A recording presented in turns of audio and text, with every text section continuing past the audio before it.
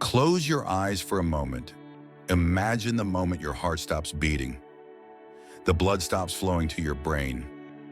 Your neurons, the electrical sparks that make you, go dark. The screen fades to black. According to atheism and materialism, this is the end. Game over. You simply cease to exist. Like a candle being blown out, the flame of your consciousness vanishes into nothingness. It is a terrifying thought, an eternal sleep with no dreams. But what if science has been wrong? What if the darkness is not the end, but a waiting room? For thousands of years, religion has told us that the soul survives death. And for thousands of years, science called this wishful thinking. But in the last 50 years, something has changed. Modern medicine has given us the ability to bring people back from the dead. And these people, millions of them across the world, are coming back with a story. They are not describing darkness. They are describing a reality that is more real than this one. Today, we look at the phenomenon of near-death experiences. We are not asking you to believe in ghost stories. We are asking you to look at the medical evidence. Evidence that suggests the ghost in the machine does not die when the machine breaks. To understand why this is a crisis for materialism, we have to look at the facts. When the heart stops, blood flow to the brain stops within seconds. Brain activity flatlines within 10 to 20 seconds. This means no hallucinations, no dreams, no memory. The brain is essentially a turned-off computer. Yet consider the case of Pam Reynolds. In 1991, she underwent a surgery where her body temperature was lowered to 60 degrees. Her heart was stopped. Her blood was drained from her body, and her brain waves were completely flat. Clinically, she was dead, a corpse. Yet after she was revived, she described the entire surgery in perfect detail. She described the shape of the bones all the doctors used. She repeated the exact conversations the nurses had while she was dead. She described floating above her body, watching the doctors work on her corpse. Now pause and think, how can a brain that has zero electrical activity see and hear? How can a camera record a movie when the battery's removed? Materialism has no answer for this. If consciousness is just brain activity, Pam Reynolds should have experienced nothing. But she experienced everything. This suggests that consciousness is not locked inside the skull. It suggests that when the brain shuts down, the signal becomes clearer. If that wasn't enough, let's look at the blind. There are documented cases of people who were born blind. They have never seen light, color, or faces in their entire lives. Their visual cortex does not work, but during a near-death experience, they report being able to see. They describe the medical equipment, the color of the doctor's clothes, and even the jewelry worn by the nurses. Visual details that were physically impossible for them to know. When they return to their bodies, they are blind again. This is what philosophers call a black swan event. It only takes one black swan to prove that not all swans are white, and it only takes one blind person seeing after death to prove that vision does not require eyes and consciousness does not require a brain. It proves that the you inside has its own senses, senses that are independent of the biological machine. Skeptics often say, people just see what they expect to see. They see their grandmothers because they miss them. But there is a specific type of NDE that destroys this argument. It is called the peak in Darien phenomenon. This happens when a dying person meets a spirit of someone they did not know was dead. Imagine a man is dying in a hospital in London. His sister lives in New York and is perfectly healthy. Suddenly, the man dies for a few minutes, comes back and says, "I saw my sister. She was there waiting for me." The doctors tell him, "You are hallucinating. Your sister is alive in New York." But then, a phone call comes. The sister died in a car accident just an hour ago. The family hadn't told him yet. How could his hallucinating brain know a fact that no living person in the room knew? He didn't expect to see her. He thought she was alive, yet he saw her. There are thousands of such recorded cases. This proves that NDEs are not just memories playing back. They are real-time interactions with a reality beyond our physical senses. It suggests that we are all connected in a network that transcends time and space.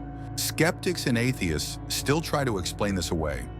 They say, it's just a dying brain dumping chemicals. It's just DMT. It's a hallucination caused by lack of oxygen. But there is a major flaw in this argument. Hallucinations are chaotic.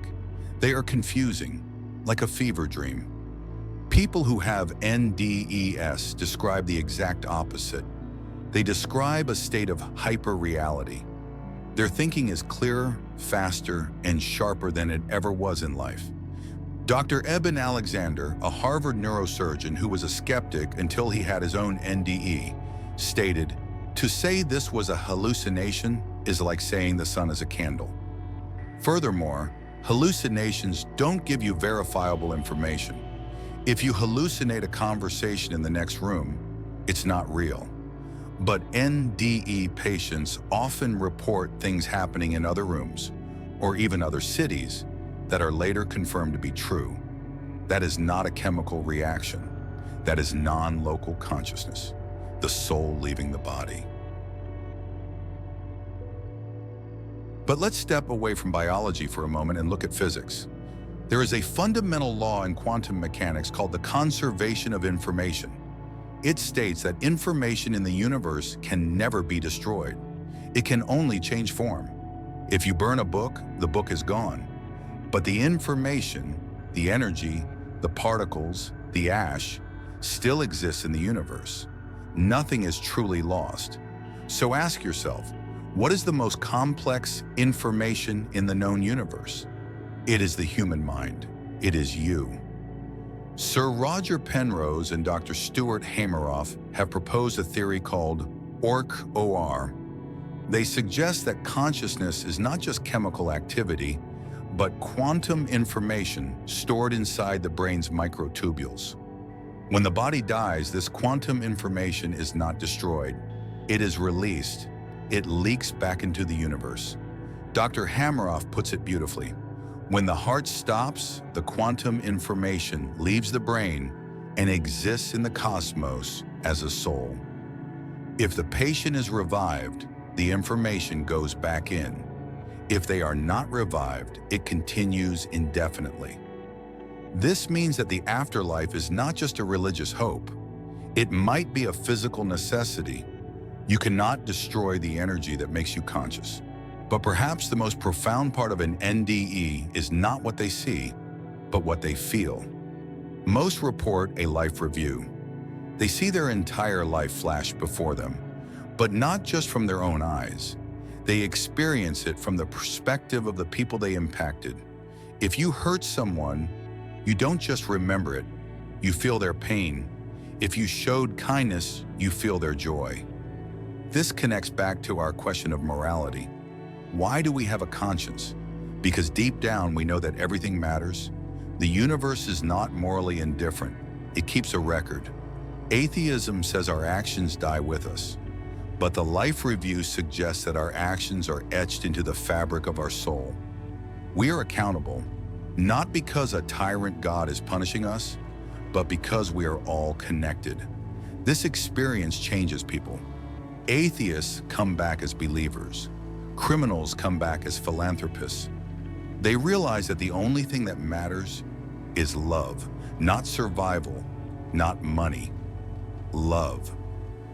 Would a dying brain fighting for survival waste energy teaching you a moral lesson about love? No. That is the signature of a moral universe. So, how do we make sense of this scientifically? We go back to the filter theory. Your brain is not the producer of consciousness. It is the limiter of it. It blocks out the greater reality so you can focus on survival here on Earth. It is like a pair of sunglasses that blocks 99% of the light. Death is simply taking off the sunglasses. The brain dies, the filter breaks, and suddenly you are flooded with the light of the true reality. This explains why people describe the afterlife as home. They describe a feeling of unconditional love and acceptance, a feeling that they have finally woken up from a dream. So, is death the end? The data suggests no. The body is just a biological vessel. Like a spacesuit, it gets old, it gets damaged, and eventually it stops working. But the astronaut inside is fine. Modern science is finally catching up with what ancient philosophy has whispered for thousands of years. Socrates believed that the body is just a temporary prison, and death is the liberation of the soul. Even the first law of thermodynamics tells us that energy cannot be created or destroyed. It can only change form. You are energy, you are consciousness, and that energy cannot simply vanish into nothingness. We are not temporary accidents. We are eternal beings having a temporary human experience.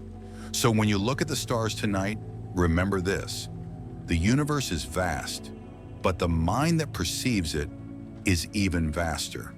The lights will go out on your body one day, but you will never go dark. Think beyond.